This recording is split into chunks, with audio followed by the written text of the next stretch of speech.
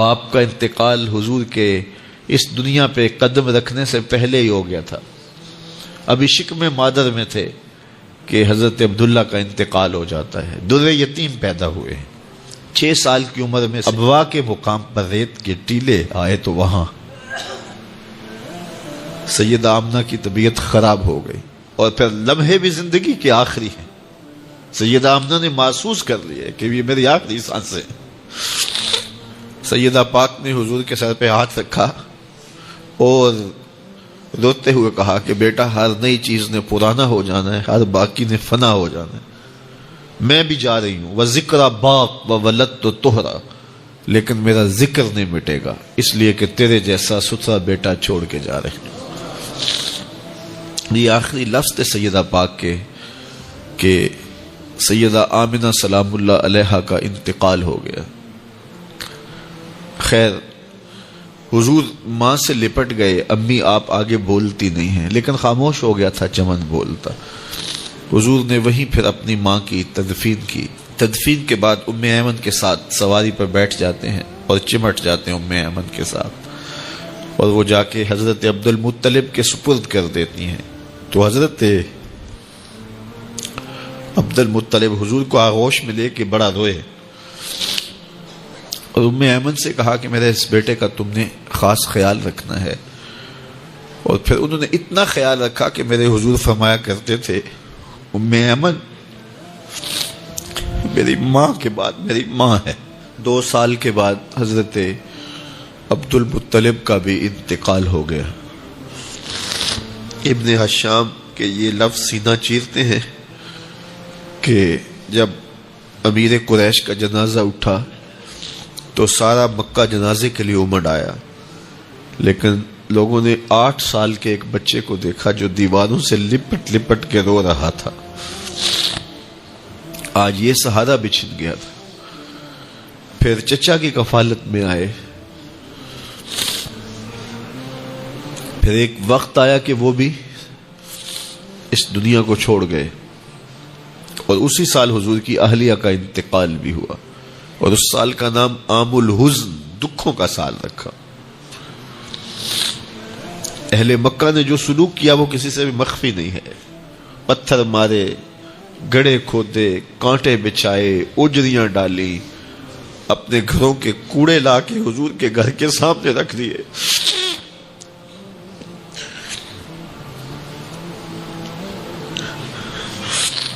یہ کس چیز کی سزا دے رہے تھے میرے حضور کو؟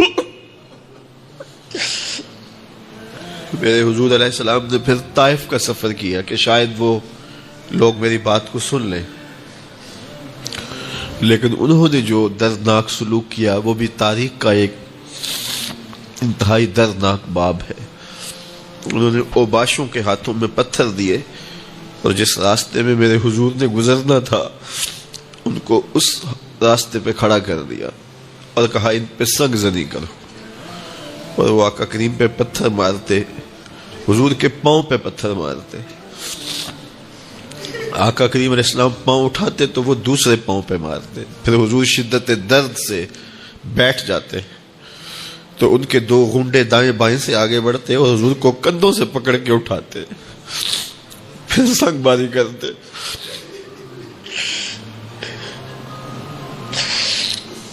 نالین حضور کے خون سے بھر گئے. عذاب کے فرشتے حضور کے پاس آئے کہ اگر آپ بد دعا بول دیں تو ابھی ہم ان پہاڑوں کو جوڑ دیتے ہیں اور یہ طائف کے لوگ پس جائیں گے. ان پہاڑوں کے درمیان آسمان سے پتھر اتریں گے، ان کے سر کچل دیے جائیں جنہوں نے آپ کو دکھ دیے.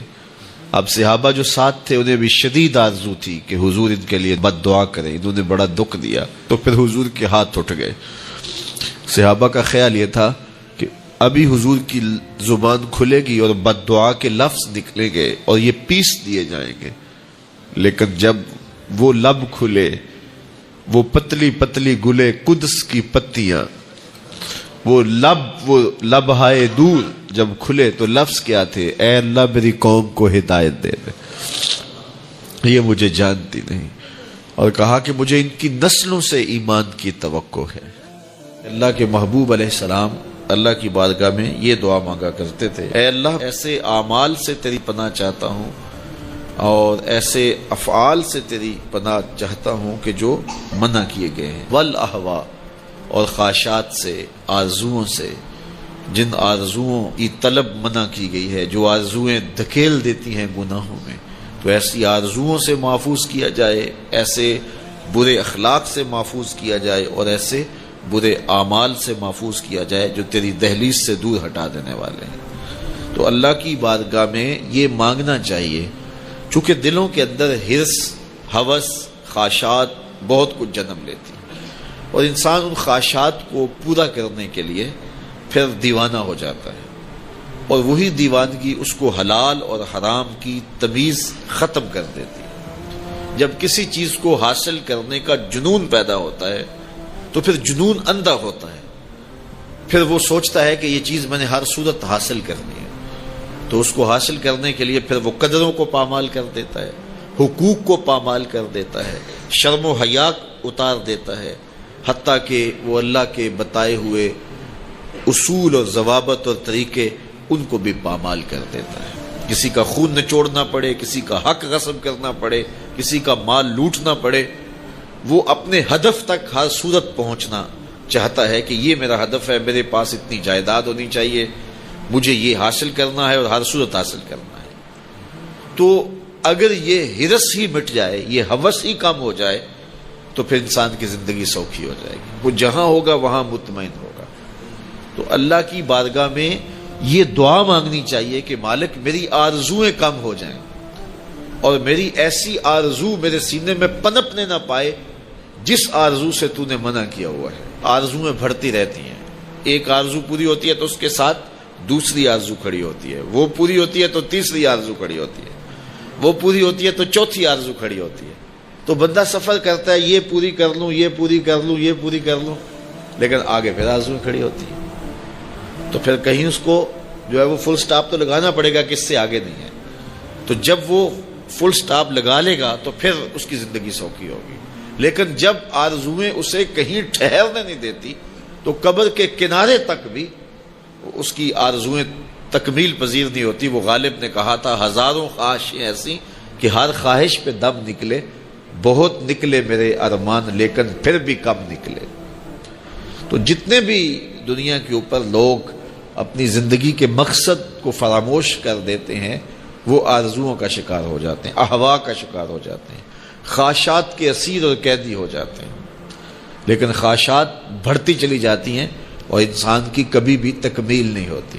حضور نے فرمایا، ابن آدم کو اگر ایک وادی سونے کی دے دی جائے تو وہ دوسری وادی کی آرزو کرے۔ آج تک کسی کو اتنا سونا ملا تو نہیں ہے، لیکن فرض کرو کسی کے پاس اتنا سونا بھی ہو تو اسے تو پھر خوش ہو جانا چاہیے، تو وہ کہے گا کہ نہیں مالک اگر 2 ہو جائے تو کتنا اچھا ہو، اور 2 ہو جائیں تو وہ کہے گا 4 ہو جائیں تو کتنا اچھا ہو۔ تو یہ دیکھیے یہ دنیا کے اوپر یہ کہاں سے کہاں لوگ چلے جاتے ہیں لیکن مطمئن نہیں ہوتے۔ تو کسی جگہ پہ ان کو فل سٹاپ لگانا پڑے گا، تو اگر نہیں لگائیں گے تو وہ خواہشات ان کو آگے لے جاتی جائیں گی۔ تو اللہ کے محبوب علیہ الصلوۃ والسلام اللہ کی بارگاہ میں یہ دعا مانگتے اور ہمیں تعلیم دی یہ دعا کہ اے اللہ میں تیری بارگاہ میں خواہشات اور برے اعمال اور برے اخلاق، جن چیزوں سے تو نے منع کیا، ان سے رکنے کی دعا کرتا ہوں۔ دنیا کے معاملے کے اندر آپ یہ آرزو رکھیں کہ بس ٹھیک ہے اتنے کافی ہے، شکر ہے میرے لیے اتنے کافی ہے، لیکن جب دین کا معاملہ ہو، ہاں اس وقت آپ کا لالچ ہو کہ اللہ تعالیٰ مجھے یہ نیکی بھی دے دے، یہ خیر بھی دے دے، یہ خیر بھی دے دے، 5 نمازیں پڑھتا ہوں اللہ مجھے تہجد بھی دے دے، پھر کہا مالک تو مجھے 7 روزے رکھنے کی توفیق بھی دے دے، صدقے کی توفیق بھی دے دے، تو پھر آرزو بڑھتی رہے صدقے کی، خیرات کی، نیک اعمال کی۔ لیکن یہاں ہم جب اعمال خیر کی بات آتی ہے تو اس وقت ہمارا رویہ یہ ہوتا ہے کہ اگر فلاں بخشا گیا تو ہم بھی بخشے جائیں گے، فلاں تو نماز بھی نہیں پڑھتا میں تو پھر 5 پڑھتا ہوں۔ اور جب دنیا کا معاملہ آتا ہے تو پھر ہم اپنے جو ہے وہ آگے دیکھتے ہیں کہ فلاں کہاں پہنچ گیا، ہم کتنے پیچھے رہ گئے۔ تو ہماری پریشانی، ہماری ٹینشن یہ ہے کہ ہم دیکھتے ہیں فلاں کے پاس وہ ہے، ہمارے پاس نہیں ہے۔ لیکن اگر ہم نیچے دیکھیں کہ فلاں کے پاس یہ بھی نہیں ہے تو پھر ہمیں سکون اور طمانینت مل جائے۔ اسلام کے پیغام کا اور ہدایت کا جو حضرت انسان کی ضرورت ہے، قیامت تک اس کے منتقل ہونے کے یہ 4 اسباب ہیں: قرآن مجید، علماء راسخین، اولیاء امت، اور امت کا عمومی طبقہ جس کی ذمہ داری ہے کہ وہ اس پیغام کو آگے منتقل کرے۔ اب میں اور آپ اپنے سے شروع ہو کر کے دیکھیں کہ ہم نے کیا اپنی ذمہ داریاں نبھائی ہیں۔ جو میری بطور فرد، بطور امتی کے ایک ذمہ داری تھی، میں اس ذمہ داری کو کہاں تک نبھایا؟ میرا دائرہ اثر کیا ہے؟ کلکم راعٍ وکلکم مسئول عن رعیتہ۔ ہر شخص کا ایک دائرہ ہے اور اس دائرے کے بارے میں قیامت سے پوچھا جائے گا۔ وہ اپنے مخصوص گھر میں اپنے بچوں کو، اپنی اولاد کو، اپنے رشتہ داروں کو کہاں تک دین کی دعوت دیتا ہے اور اس کے اندر خود کہاں تک دین راسخ ہوا ہے۔ تو ایک تو یہ بات ہے کہ ہم خود بطور فرد دیکھیں کہ ہم بطور فرد امت دین کی دعوت کہاں تک پہنچائی ہے، جو کہ ہماری ذمہ داری تھی۔ یہ امت قیامت تک آنے والی انسانیت کے لیے ہدایت کا ذریعہ تھی۔ تمہاری ذمہ داری ہے، یہ بطور امت ذمہ داری۔ کنتم خیر امت اخرجت للناس تامرون بالمعروف وتنہون عن المنکر۔ تم ایک بہتر امت ہو اور تم لوگوں کے لیے پیدا کیے گئے ہو۔ تمہارا کام کیا ہے؟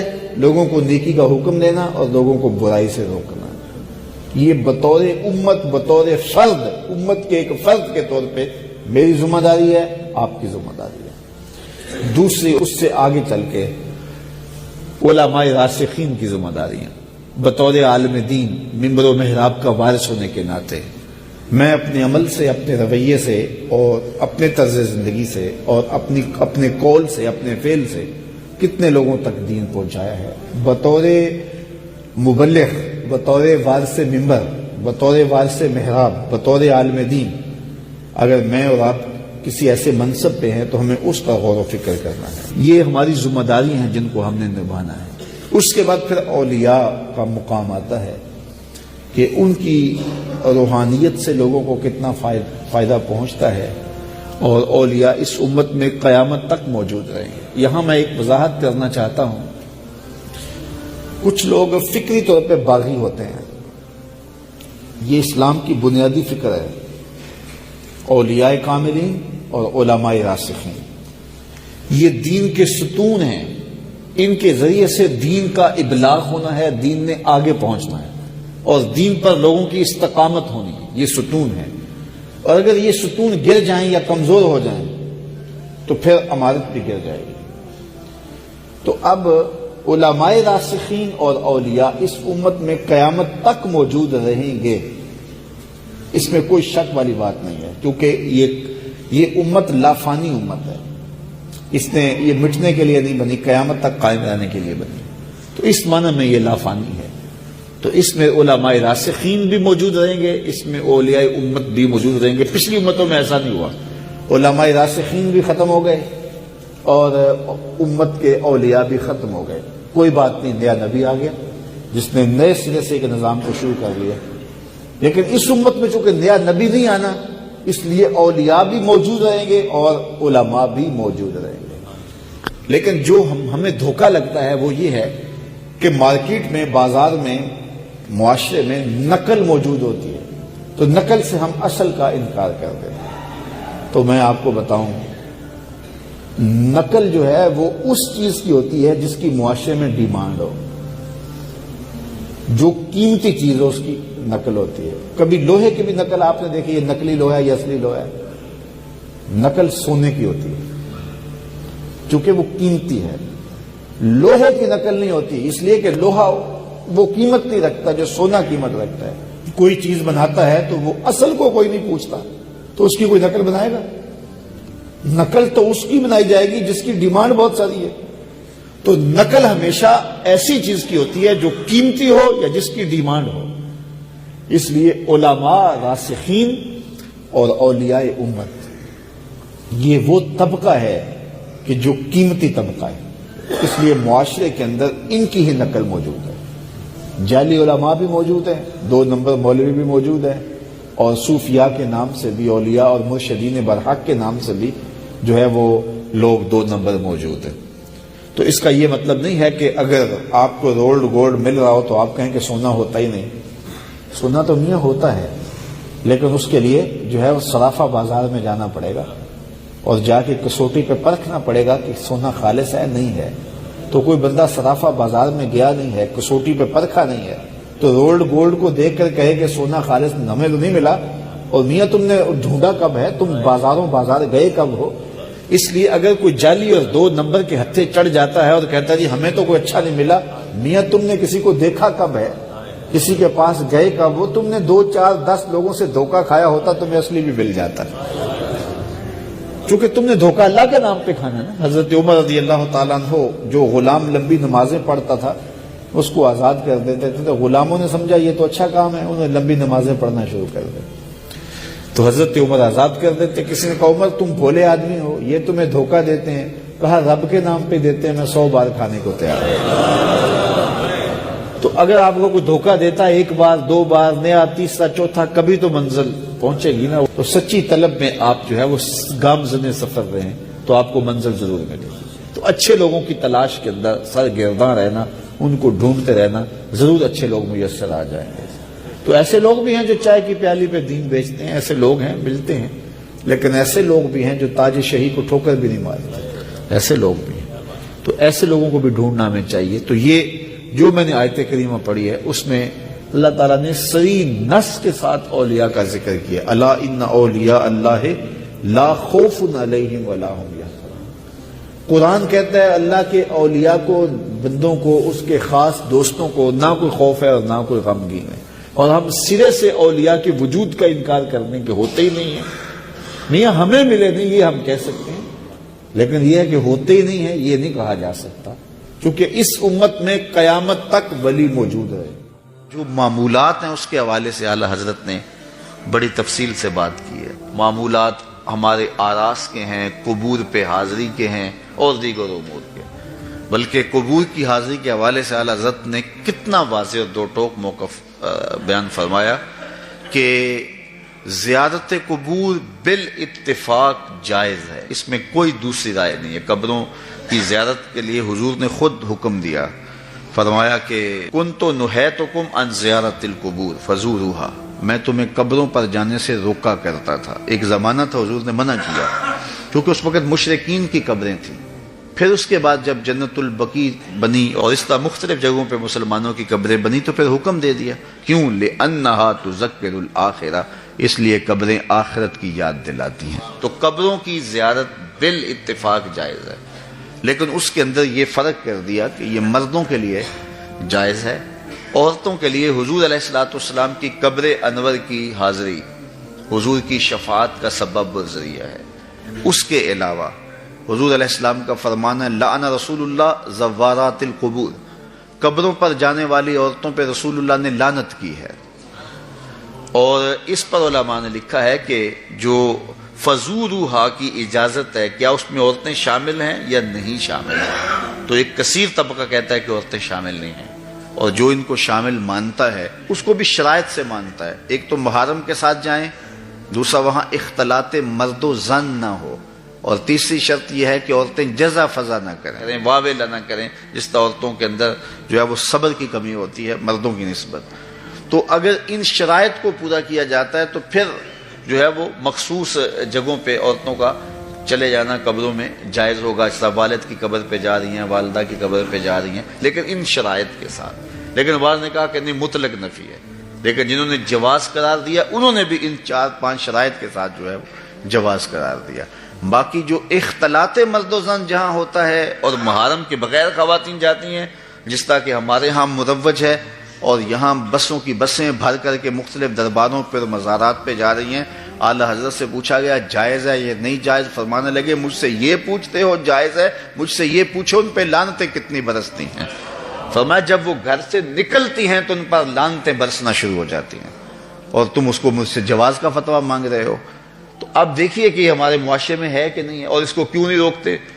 اس لیے کہ وہ کہتے ہیں اگر عورتیں نہیں آئے گی تو بابے کا گلہ کون بھرے گا، اس لیے کہ پیسے تو عورتیں ڈالتی ہیں. اس لیے وہ کہتے ہیں کہ ٹھیک ہے، اور اس کے لیے آنکھیں موند لیتے ہیں، بند کر لیتے ہیں. ضرورت ہے کہ عورتوں کو مزارات پہ حاضر ہونے سے منع کیا جائے، وہ گھر کے اندر رہیں، اور اگر وہ جانا چاہتی ہیں تو یہ شرائط ہیں جو ہمارے علماء نے دی، اور ان شرائط پر پورا اترنا اتنا آسان نہیں ہے۔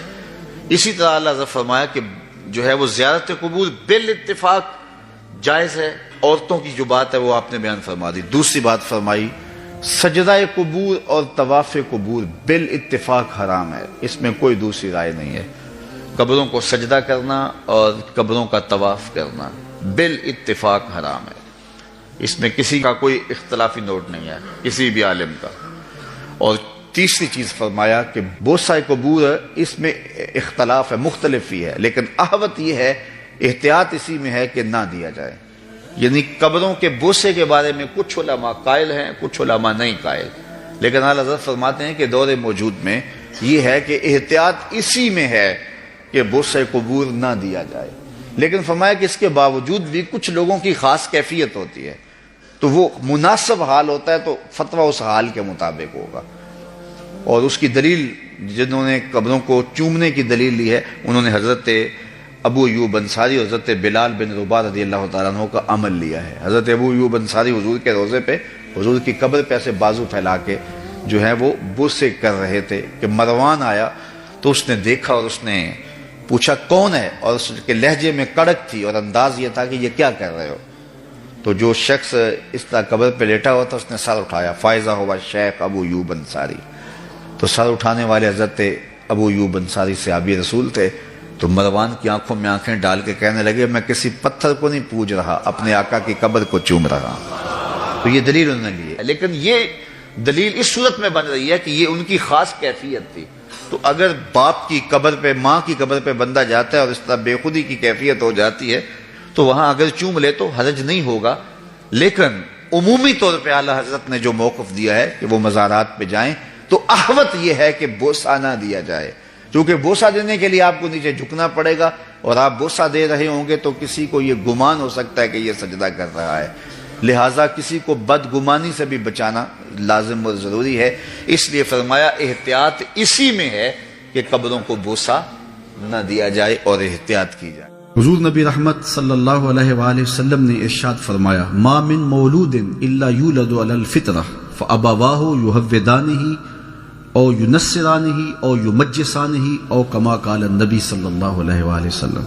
حضور فرمایا ہر پیدا ہونے والا بچہ فطرت اسلام پہ پیدا ہوتا ہے، اب اس کے ماں باپ اس کو یہودی بناتے ہیں، اس کے ماں باپ اس کو عیسائی بناتے ہیں، اس کے ماں باپ اس کو مجوسی بناتے ہیں، تو گھر کا ماحول بچے کی ذہن سازی کرتا ہے، تو وہ فطرتاً مسلمان پیدا ہوا ہے، اس کی طبع کے اندر اسلام رکھا گیا تھا، تو ماں باپ کی تربیت اسے جس سانچے میں ڈھالنا چاہے ڈھال دے، مجوسی بنانا چاہے تو مجوسی بنا دے گی، اگر وہ بت پرست ہوں گے تو بیٹا بھی بتوں کو پوجنے لگ جائے گا، ان کی تعظیم بجا لائے گا، اور اگر وہ اسلامی طریقے کے مطابق اس کی تربیت کریں گے اور وہ مسلمان ہوں گے تو بچہ ایک صالح مسلمان کی صورت کے اندر معاشرے کا ایک صالح فرد بنے گا۔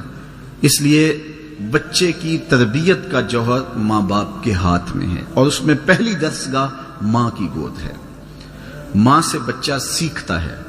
یہ بات ذہن میں رکھیے گا کہ بچہ سن کر عمل کرنے سے زیادہ دیکھ کر کے نقل کرنے میں زیادہ دلچسپی لیتا ہے، وہ ماں باپ کے کردار کو سیکھتا ہے، اس لیے ماں باپ کو اپنے کردار کو اتنا پاکیزہ رکھنا چاہیے کہ بچے اس پاکیزہ ماحول میں پرورش پائیں۔ بہت سارے لوگ آ کے ہمیں کہتے ہیں کہ جناب اس کے لیے دعا کیجئے کہ یہ نماز نہیں پڑھتا، تو میں پوچھتا ہوں جناب آپ پڑھتے ہیں؟ تو وہ کہتا ہے ہاں میں تو نہیں پڑھتا، یہ تو پڑھے، تو میں کہتا ہوں یہ کیوں پڑھے؟ تو اگرچہ یہ ہر شخص کی آرزو ہے کہ میری اولاد نیک ہو، ایک چور بھی ایک آرزو رکھتا ہے کہ میری اولاد اللہ کی ولی بنے، لیکن ایسا نہیں ہوتا۔ جو ضابطہ ہے عمومی طور پہ وہ یہی ہے کہ جس طرح کے ماں باپ ہوتے ہیں اس طرح کی اولاد ہوتی ہے۔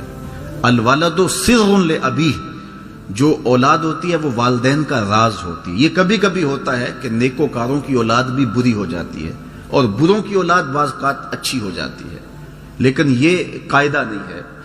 قاعدہ یہ ہے کہ اچھوں کی اولاد اچھی ہوتی ہے، اچھی تربیت کے ماحول میں پلنے والے بچے صالح ہوتے ہیں، اور برے ماحول میں پرورش پانے والے بچے برے ہوتے ہیں.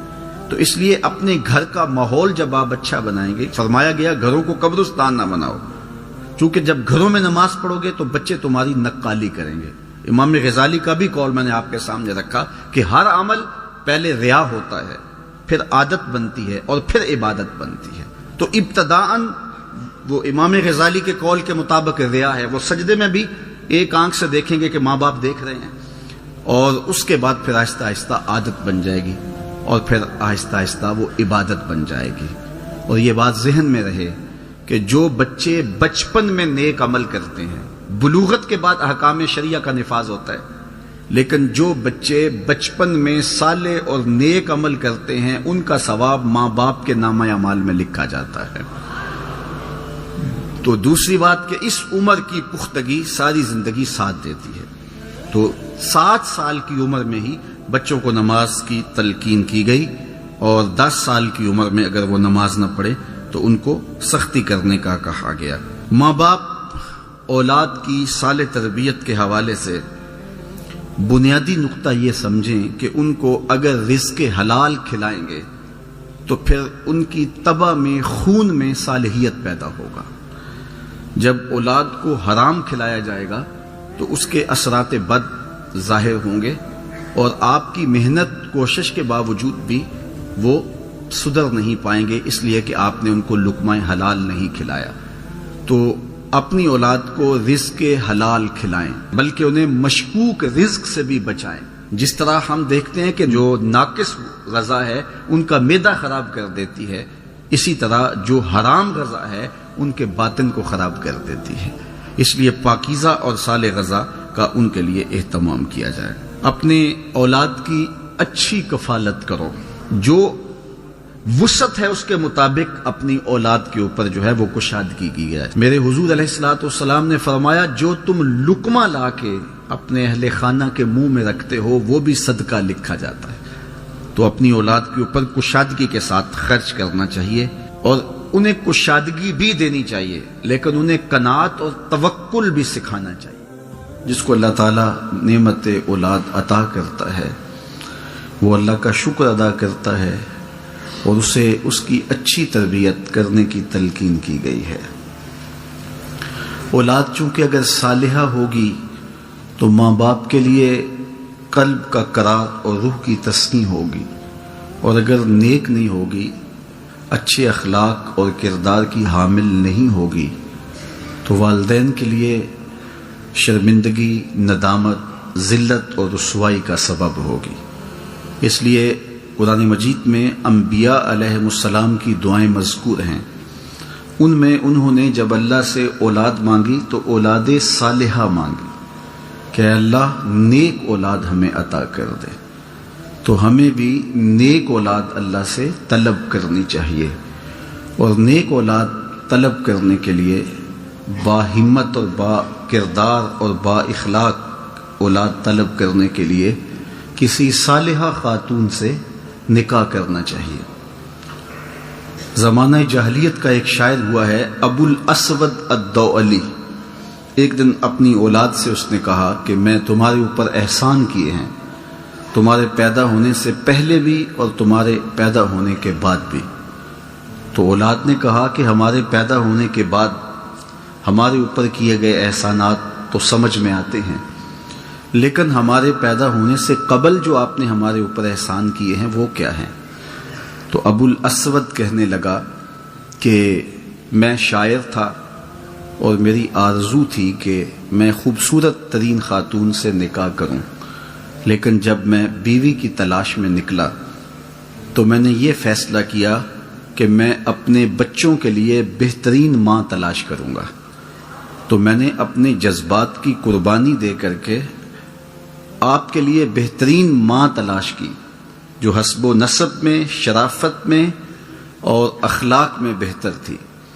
اس لیے یہ میرا وہ احسان ہے جو تمہارے پیدا ہونے سے پہلے میں نے تمہارے اوپر کیا ہے. آپ نے وہ واقعہ تو بارہا سنا ہے کہ حضرت عمر رضی اللہ تعالیٰ عنہ راتوں کو گشت کیا کرتے تھے. تو ایک دن ایک جھونپڑے کے قریب سے گزرے، ایک گھر کے پاس سے گزرے تو اندر سے آواز آ رہی تھی کہ بیٹی آج جانور نے دودھ کم دیا ہے تو تھوڑا سا پانی ملا لو. تو بیٹی کہہ رہی تھی کہ امیر المومنین نے اس سے منع کیا ہے. تو ماں بولی کہ امیر المومنین کون سے دیکھ رہے ہیں؟ تو بیٹی نے کہا امیر المومنین تو نہیں دیکھ رہے، امیر المومنین کا رب تو دیکھ رہا ہے. تو حضرت عمر رضی اللہ تعالیٰ عنہ نے جب سنا تو بہت متاثر ہوئے اور پھر اپنے بیٹے کے لیے اس لڑکی کا رشتہ طلب کیا. اور پھر جب نکاح ہوا تو اللہ نے حضرت عمر رضی اللہ تعالیٰ عنہ کے بیٹے کو اس بچی سے ایک بیٹی عطا کی. پھر اس بیٹی سے اللہ نے ایک بیٹا دیا جسے دنیا عمر بن عبد العزیز کے نام سے جانتی ہے.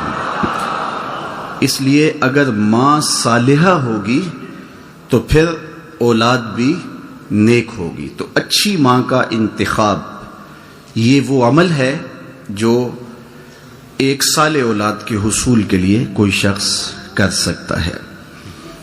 اس طرح اچھی مائیں اچھی اولاد کی تربیت کی ضمانت ہوتی ہیں. حضرت خواجہ قطب الدین بختیار کاکی علیہ رحمہ جب درس گاہ میں داخل ہوتے ہیں حفظ قرآن کے لیے تو استاد پڑھاتا ہے تو پورا پارہ پڑھ لیتے ہیں. پھر دوسرے پارے کی شروعات ہوتی ہیں تو زبانی پارہ سنا دیتے ہیں، یہاں تک کہ 14 پارے زبانی سنا دیتے ہیں. کہا کہ مجھے یہاں 15ویں پارے سے شروع کیجئے. تو استاد کہتا ہے کہ بیٹے جس درس گاہ سے 14 پارے حفظ کیے تھے وہیں سے بقیہ قرآن مجید کی تکمیل بھی کر لی ہوتی.